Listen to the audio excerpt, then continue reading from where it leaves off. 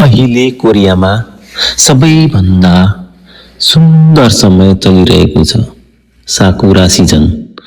हरेक वर्ष केही दिन मात्र रहने यो दृश्य हेर्न हजारौं मानिसहरू यहाँ आउँछन्। यहाँको बाटोहरू हेर्नुस्, दुवै साइडमा साकुराका रुखहरू, फूलहरू हावामा उडिरहेका छन् र पूर्ण वातावरण एकदमै शान्त र रमाइलो लाग्छ। जब हावा चल्छ, फूलहरू बसे जस्तो झर्छ, जस्तो सपना देखिरहेको जस्तो फिल हुन्छ। यो फूलको खास कुरा के भने यो धेरै दिन टिक्दैन, लगभग 1 हप्ता जति मात्र। त्यसैले यो अझ स्पेशल लाग्छ। म यहाँ साथीहरूसँग आएको छु।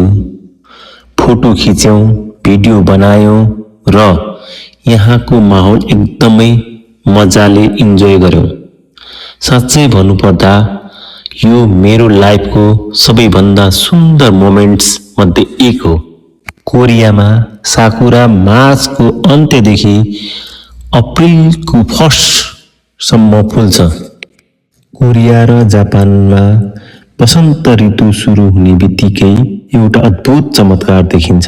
साकुरा फूलको आगमन केवल एउटा फूल होइन, यो भावना हो, सम्झना हो र जीवनको छोटो र सुन्दर यात्राको प्रतीक हो।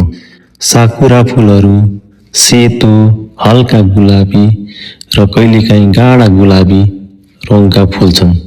म वसन्तको एक बिहान साकुरा हेर्न गएको थिएँ। वरिपरि सबै ठाउँ गुलाबी र सेतो फूलको ढिक्काहरू थियो। मानिसहरू हाँसिरहेका, फोटो खिचिरहेका र आफ्नो क्षणलाई कैद गरिरहेका थिए। हावाको एक झोकाले साकुराको पात बिस्तारै झार्दै मैले महसुस गरेँ, जीवन पनि यस्तै हो, छोटो तर सुन्दर। त्यो दिन मैले केवल फोटो मात्र खिचिन, तर एउटा याद पनि सँगै लिएर फर्केँ। साकुरा फुलले हामीलाई एउटा गहिरो कुरा सिकाउँछ। सुन्दरता स्थायी हुँदैन, तर त्यसको सम्झना सधैँ रहन्छ।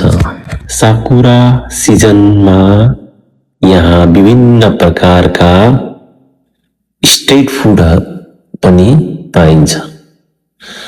रमाइलो मौसममा स्वादिलो खाना खानु झन् मजा आउँछ। मलाई व्यक्तिगत रूपमा यो सिजन धेरै मन पर्छ, किनकि यो छोटो भए पनि पछिसम्म सम्झना रहिरहनेछ। होइन भाइ, तपाईँ के किन्न आउनुभएको? के किन्न आउनुभयो यार? ए, यो भनेको कस्तो के हो कि के को सेको हो यो? कुखुराको यो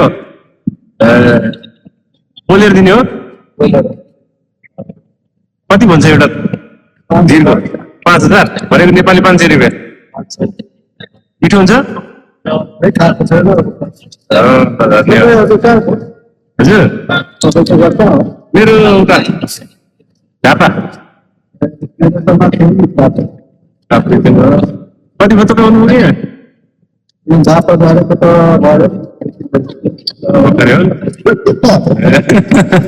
आजको ब्लग यतिकै।